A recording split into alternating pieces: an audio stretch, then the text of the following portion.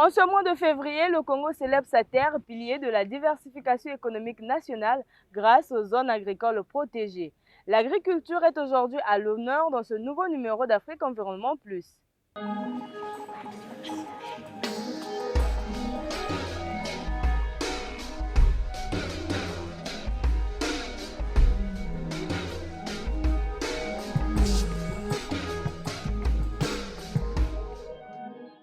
Mesdames et messieurs, bonjour. Nous sommes en immersion au parc d'exposition de Bambou Mingali qui accueille depuis le 5 février dernier la première édition de la grande foire agricole du Congo sous l'égide du ministère de l'Agriculture, de l'Élevage et de la Pêche. Cet événement s'impose comme la vitrine d'un terroir en pleine mutation. Entre innovation et valorisation des produits locaux, quels sont donc les enjeux de la GFAC 2026? Élément de réponse dans ce reportage qui revient donc sur l'ouverture, sinon le lancement de cette foire sous le très haut patronage du président de la République, Denis Sassou Nguesso. Un tournant décisif pour le grenier du Congo. Le président de la République, Denis Sassou Nguesso, a donné le coup d'envoi de la toute première édition de la grande foire agricole du Congo, la GFAC. Plus qu'une simple exposition, c'est le symbole d'une nation qui a décidé de conquérir sa souveraineté alimentaire. Réunissant les acteurs de 15 départements, l'événement a mis en lumière l'incroyable potentiel du Dieu les fini. Pour les autorités locales, ces départements se positionnent désormais comme le cœur battant de la production nationale. Cette foire relie les producteurs au marché et met en lumière le potentiel de nos départements. Monsieur le Président, si dans notre pays, certaines villes sont appelées capitales de l'or noir ou de l'or vert, l'institutionnalisation annuelle de cette foire expo, ici, sur les terres fertiles du Dieu le fini, nous demande d'appeler désormais Dieu le fini la capitale de l'agriculture et du crédit carbone. La terre est prête. En contact permanent avec les producteurs locaux, le ministre de l'Agriculture, de la Pêche et de l'Élevage, Paul Valentin Ngobo, a dans son adresse mis un accent sur l'importance du travail agricole et a fait le plaidoyer des producteurs locaux auprès du chef de l'État afin de sécuriser davantage ce secteur pour réduire enfin une dépendance aux importations qui coûtent cher à la nation. Ici, sur les terres de Bambou Mingali, nous ne célébrons pas seulement une foire, nous célébrons le retour du Congo à sa vocation originelle, celle d'une terre qui nourrit, d'une terre qui libère, d'une terre qui gagne. Excellence, Monsieur le Président de la République, en lançant ici la grande foire agricole du Congo, vous couronnez un mandat placé sous le signe de la terre, du travail et de la production. Mais vous faites bien plus. Vous donnez corps à cette intuition majeure de votre projet de société de 2021. À cette époque, vous avez appelé de vos vœux l'émergence d'une compétition fertile entre nos départements.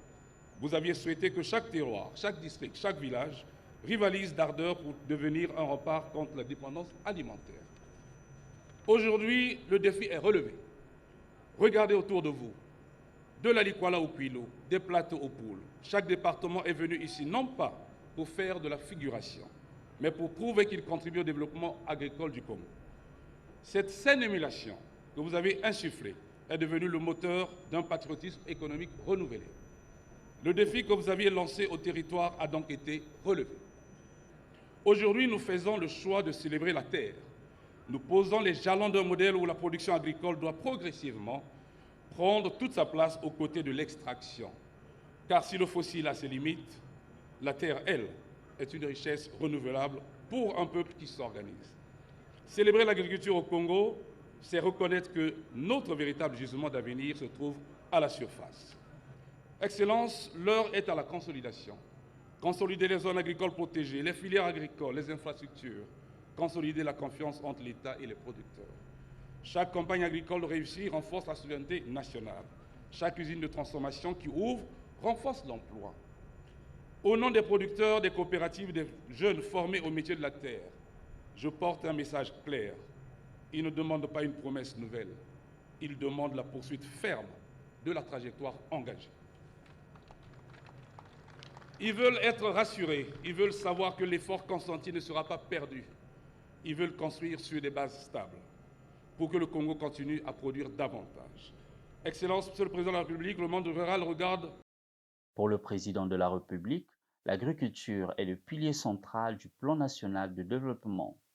L'objectif est clair, briser la dépendance au pétrole et aux importations en misant sur le génie de la jeunesse congolaise. Le plan national de développement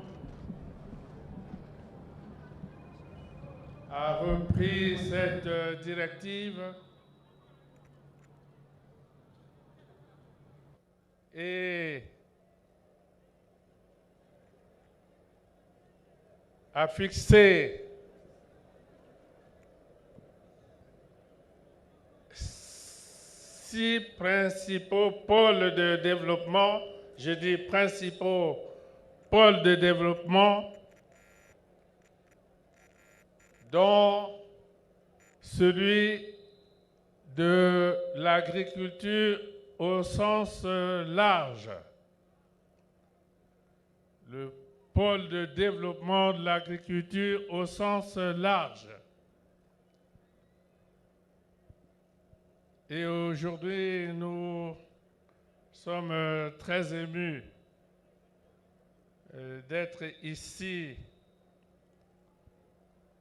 au moment où les producteurs agricoles, les jeunes, les femmes, les hommes âgés aussi, surtout les jeunes, voilà. Je suis très fier de vous. Donc, l'élan est véritablement pris. On a pris l'élan et nous irons de l'avant. Et nous serons un peuple libre parce que nous produirons ce que nous allons consommer. Nous serons un peuple libre. À Bambou Mingali, la terre n'a pas seulement été exposée, elle a été célébrée comme l'avenir de toute une nation.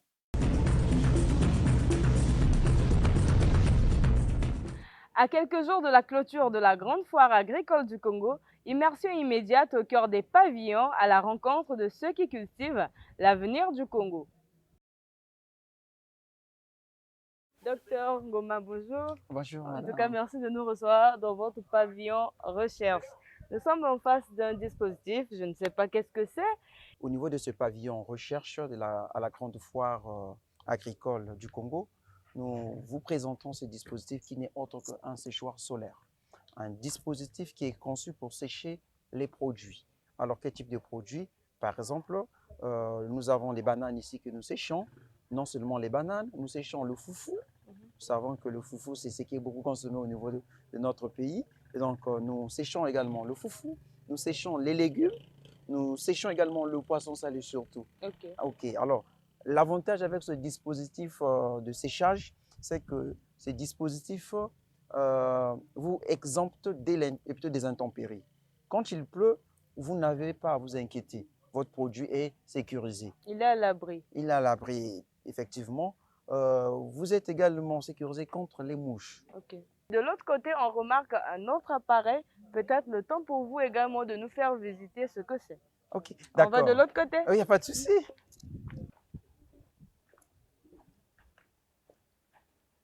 Docteur Ngoma, un autre appareil devant nous. Oui. Qu'est-ce que c'est concrètement? Alors ça, c'est un fumoir solaire. Ok. Un dispositif conçu pour fumer les poissons. Alors, nous avons proposé ce dispositif-là comme mesure d'accompagnement dans la transition énergétique. Voilà, nous savons qu'aujourd'hui, avec la transition énergétique, on nous demande de ne plus couper les arbres. Alors, on ne va pas demander à la population de ne plus manger. Il faut toujours manger. Mais on a besoin de moukalou. Comment on va faire? Alors, nous proposons donc ce dispositif qui est solaire, mais qui nous permet de fumer le poisson. On va dire ainsi, le chemin est encore long. Le En tout chemin cas, est ne encore baissez long. pas les bras. Continuez à nous montrer l'ingéniosité des chercheurs congolais. Merci beaucoup et je pense qu'on ne baissera pas les bras. On va continuer à travailler et à communiquer ce goût de la science au niveau international. Monsieur Lessebe Gambou, bonjour. Merci, bonjour madame. Comment vous allez? En Je tout cas, porte bien. recevez nos salutations d'Afro-Environnement Plus. Ok, Nous sommes à merci. la GFA, quand on vous croise dans votre pavillon. Alors, est-ce que vous pouvez nous présenter votre pavillon et on vous voit en face des plans, qu'est-ce que c'est concrètement? D'accord, ben, merci bien madame. Soyez la bienvenue au pavillon recherche, formation et des métiers agricoles. Et donc ici, nous avons des vitroplans de manioc, trois variétés. C'est la 0 ici, la 0162, la variété Zizila et la variété Obama. Ces trois variétés sont des variétés produites à partir des méristèmes au laboratoire. Ok. Et donc, elles sont produites pour la multiplication. Et puis voilà. La différence de cette technique de production au laboratoire ou de multiplication des boutures à celle qu'on a l'habitude de faire par des boutures, c'est que les boutures produites au laboratoire à partir de ces vitroplans sont indemnes de maladies. Ok, Ce sont donc des boutures, ce sont des boutures saines. oui, Ok. des plants sains. Ok. Ce sont des plants sains. Or, quand on multiplie à partir des boutures, bon, la qualité sanitaire n'est pas garantie. D'accord. Voilà. On remarque même la différence de couleur, c'est trois. Oui, les trois variétés. Justement, il y a trois variétés ici. Ok. Et donc, par ici, nous avons, dans le cadre de nos travaux de recherche, nous travaillons également, par ici, vous avez vu le manioc, nous travaillons également aussi dans le maraîchage. Okay. Et dans le maraîchage, plus particulièrement la tomate. La tomate, il y a une maladie qui est vraiment la casse-tête des maraîchers, qu'on appelle flétrissement bactérien. D'accord. Flétrissement bactérien. Et puis voilà, il y a aussi la maladie des nématodes. Dans nos recherches, nous sommes tombés sur cette variété d'aubergine sauvage qu'on appelle Solanum torvum. Et puis c'est une variété sauvage. Et en format, ce sont ces aubergines de couleur verte en petit format ou bien ce sont des aubergines violettes? Bon, en termes simples, pour ceux qui nous suivent. Ah d'accord, ce ne sont pas des aubergines violettes. Ce sont des aubergines sauvages qui ne sont pas comestibles. D'accord. Poussent dans la nature. Vous êtes certainement déjà tombé sur ça. À maturité, elles donnent des petites graines. Oui, de très petite qualité, de très petite taille. De très petite taille qui ne sont pas comestibles. Voilà, qui ne sont pas comestibles. Et donc, parce que c'est une même famille que la famille des tomates. Et on a observé à côté ces plants d'aubergines sauvages qui poussaient à côté de nos plants de tomates atteintes de la maladie qu'on appelle flétrissement bactérien. Et donc, parce que ce sont déjà la même famille, nous nous sommes permis de greffer,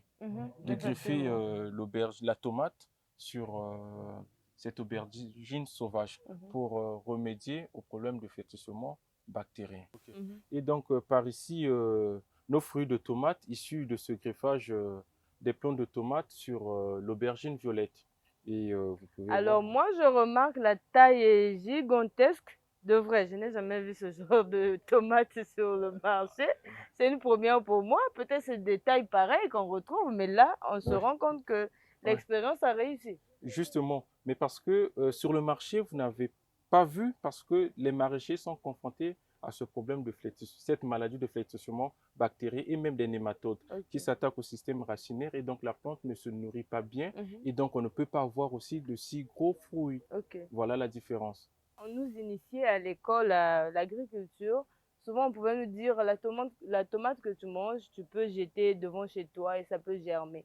Est-ce que ça sera le cas avec ce genre de tomate aussi? Je prends les graines, je jette devant chez moi et j'ai une plante qui commence à germer. C'est le cas avec les variétés locales. Les variétés locales, vous pouvez bien récolter votre fruit, utiliser les graines pour planter. À la différence de cette variété qui est la F1. Donc, si vous utilisez ces graines pour produire de nouveau la tomate, ça ne serait pas possible parce qu'il y aura dégénérescence des caractères.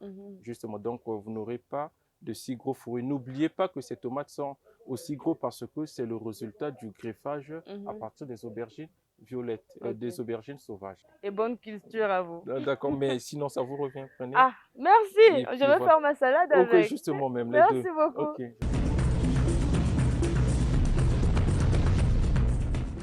Autres événements environnementaux à découvrir dans ce magazine, la tenue du Conseil des ministres de la Commission climat du bassin du Congo préparatoire au sommet extraordinaire des chefs d'État sur la table ronde des bailleurs de fonds pour le financement du plan d'investissement du Fonds bleu pour le bassin du Congo. Nous reviendrons aussi sur la conférence annuelle de l'initiative Sciences pour le bassin du Congo qui a réuni plus de 300 experts, parmi lesquels le groupe d'experts intergouvernemental sur l'évolution du climat. Suivez.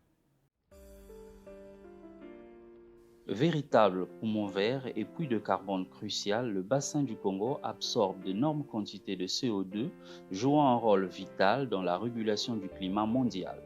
Le 10 février 2026 à Brazzaville, le discours sur le bassin du Congo a changé de dimension. On ne parle plus seulement d'écologie ou de biodiversité, on parle désormais de survie financière. Pour réussir ce pari, sous l'impulsion du président Denis Sassou Nguesso, les ministres de l'Environnement et des Finances de la Commission climat du bassin du Congo ont tenu leur tout premier conseil de l'année afin de valider les dossiers techniques dans le but de convaincre les investisseurs lors des grands rendez-vous de mai 2026, notamment la table ronde des bailleurs de fonds en marge de l'Assemblée annuelle de la Banque africaine de développement et le sommet extraordinaire des chefs d'État et de gouvernement prévu à Nairobi en marge du sommet Afrique-France pour financer le plan d'investissement du Fonds bleu. La présence des présidents de la CEAC et de la BEDEAC à ces assises est un signal fort. Ces géants de la finance africaine ne sont pas venus en simples observateurs. Ils sont les architectes de la crédibilité des projets du Fonds bleu pour le bassin du Congo.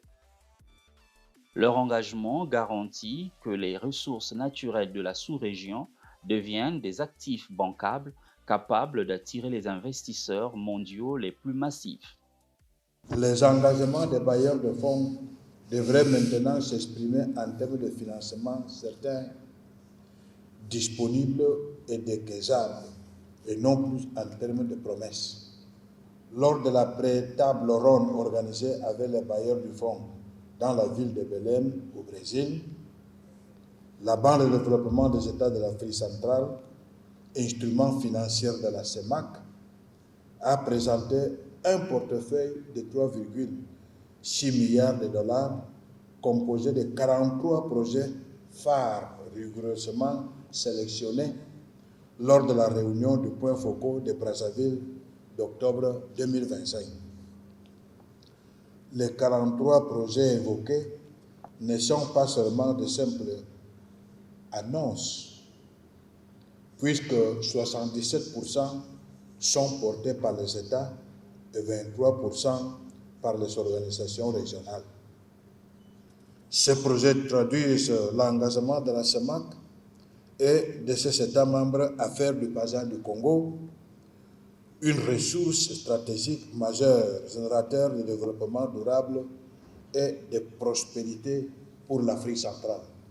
Hébergeant le Fonds bleu pour le bassin du Congo, la Banque de développement des États de l'Afrique centrale, BEDEAC, a réitéré son engagement de poursuivre cette mission tout en rappelant les différentes réalisations, notamment la sélection de 43 projets matures, bancables et finançables. La Banque du développement des États d'Afrique centrale a mis en exergue son professionnalisme et son savoir-faire pour traduire en actes concrets et opérationnaliser le Fonds bleu pour le bassin du Congo. Nous avons ainsi conçu le modèle économique et financier du fonds, ce qui a permis de rassurer les investisseurs sur sa rentabilité à terme. Nous avons également produit des projets de statut du fonds que vous avez par la suite approuvés en mai 2024. Sur le plan purement opérationnel, la BEDEAC a procédé à la revue complète de 254 projets recensés lors de l'étude de préfiguration afin de s'assurer de leur niveau de maturité, de leur insertion sectorielle et de leur bancabilité. La BEDEAC ne ménagera pour sa part aucun effort pour être à la hauteur des enjeux et de la grande confiance placée en elle. Ouvrant les travaux au nom du Premier ministre Anatole Kouliné-Makosso, le ministre d'État, ministre des Affaires foncières et du Domaine public, Pierre Mabiala a rappelé l'urgence d'une transition vers une économie bas carbone qui profite directement aux populations tout en donnant des orientations de travail pour la bonne tenue de cette session. Face aux nombreuses conséquences générées par les changements climatiques, notamment sur le plan socio-économique et écologique, la transition vers une économie bas carbone à travers le développement, entre autres, de l'économie bleue et de l'économie verte n'est pas un choix, c'est plutôt un impératif. Mieux, un objectif à atteindre dans toute sa plénitude en Afrique en général et dans les États membres de la Commission climat du bassin du Congo en particulier. Pour y parvenir, l'Afrique centrale et l'Afrique de l'Est ont besoin d'un véritable outil financier fort, ainsi que des programmes et des projets bancables conformes aux normes internationales et éligibles selon les procédures des bailleurs de fonds pour lesquels certains se sont déjà exprimés lors de la pré-table ronde des bailleurs de fonds organisée le 12 novembre 2025 à Belém, au Brésil. Examiner les recommandations sur les projets de règlements intérieurs des organes de gouvernance. Procéder aux échanges sur les nominations des membres des différents organes de gouvernance du fonds. Examiner le projet de la déclaration des chefs d'État sur la position commune face à la table ronde des bailleurs de fonds. Après 5 heures de discussion intense avec le secteur privé, les lignes ont bougé. Arlette Soudan-Nono, secrétaire exécutive de la Commission, a détaillé les avancées politiques, techniques et juridiques validées pour structurer le Fonds bleu. S'agissant des documents techniques, nous allons poursuivre l'enregistrement des projets issus de tous nos États membres pour abonder le fonds en termes de projets intégrateurs, puisque nous avons ainsi des projets qui seront issus des organisations sous-régionales que sont la Commission économique des États d'Afrique centrale, la Commission également économique des États d'Afrique de l'Est. Nous avons également parmi nous des documents que nous examinerons également, que nous avons examinés de l'autorité du lac Victoria, du lac de Tanganyika, le pôle énergétique d'Afrique centrale, la SICOS, la COMIFAC, et nous avons ce grand partenaire qui rejoint cette grande famille également, la CEMAC. Enfin, sur le plan juridique, nous avons convenu de revisiter de façon plus minutieuse les documents relatifs au règlement intérieur des organes de gouvernance du Fonds bleu pour le bassin du Congo que nous avons préparé avec nos points focaux et notre Banque de développement des États d'Afrique centrale qui porte notre mandat dans le cadre de la gestion de notre fonds fiduciaire qui est le Fonds bleu pour le bassin du Congo. À l'issue de ces travaux, l'engagement est total au niveau régional. La RDC et le Gabon confirment leur soutien aux 43 projets prioritaires sélectionnés pour la table ronde des bailleurs de fonds dans le cadre de l'amélioration des conditions socio-économiques des populations des pays de la sous-région.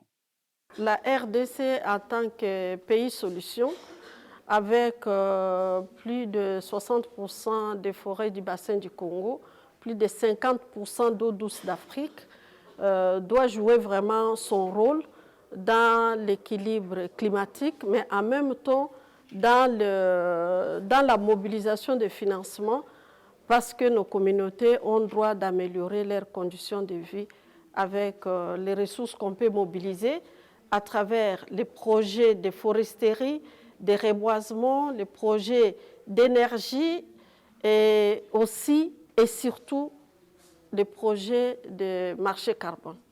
Bon, le Gabon, c'est essentiellement 3 à 4 projets. Vous savez, la problématique aujourd'hui chez nous, c'est le conflit homme-faune. Il faut que nous allons vers l'atténuation du conflit homme-faune. Également, nous avons la problématique de la gestion de nos terres. Donc, il y a une commission nationale d'affectation des terres, il faut mettre ça en œuvre. Il y a également des écosystèmes qui sont menacés, tels la mangrove. Et nous voyons aussi un aspect très important sur les forêts communautaires. Comment est-ce qu'on va concilier préservation, protection avec activité économique pour que ce soit rentable pour nos populations autochtones, nos populations locales. La journée s'est achevée par une visite chargée d'émotions au siège de la Commission climat du bassin du Congo et de sa radio-télévision. Une immersion qui prouve que la structure est désormais prête pour son examen de passage de mai 2026, débloquer les milliards nécessaires pour une transition verte, juste et souveraine. Au-delà des chiffres et des milliards de tonnes de dioxyde de carbone, c'est l'unité d'action entre pays membres de la Commission climat du bassin du Congo qui ressort grandie de ce conseil. En structurant leurs propres outils de gouvernance et de communication, les pays de la sous-région reprennent la main sur leur destin écologique. Afrique Environnement Plus vous permet de découvrir les événements nationaux et internationaux qui marquent la sphère environnementale. Mesdames et messieurs, vous l'avez compris, c'est l'heure de notre agenda. La Journée mondiale des herbiers marins sera célébrée le 1er mars prochain en vue de sensibiliser le public à l'importance des enjeux écologiques de ces prairies sous-marines. Proclamée par l'ONU en 2022, elle vise à protéger ces habitats menacés qui stockent le carbone, purifient l'eau, protègent les côtes et nourrissent la biodiversité. Cette journée encourage la restauration des herbiers et la gestion durable des zones côtières.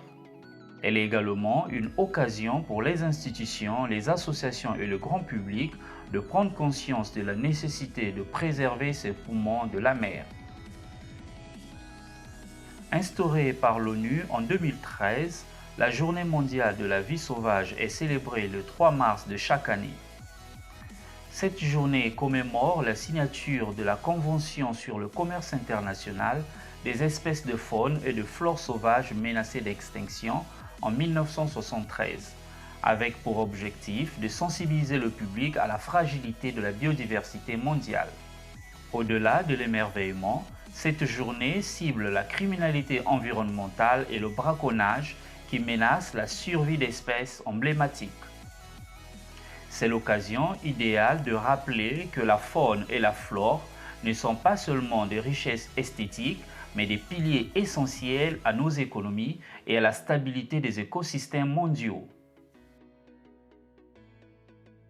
Portée par l'UNESCO, la Journée mondiale de l'ingénierie pour le développement durable, le 4 mars prochain, met en avant les solutions techniques face aux défis planétaires. Elle aligne le travail des ingénieurs sur les objectifs de développement durable de l'ONU. Cette célébration vise à valoriser les ingénieurs comme acteurs de terrain contre le changement climatique, la pauvreté et la sécurité des infrastructures. L'édition 2026 a pour thème l'ingénierie intelligente. Le focus est donc mis sur l'innovation et la numérisation pour optimiser les ressources. L'enjeu est de transformer les progrès technologiques en outils concrets pour une croissance plus sobre et résiliente.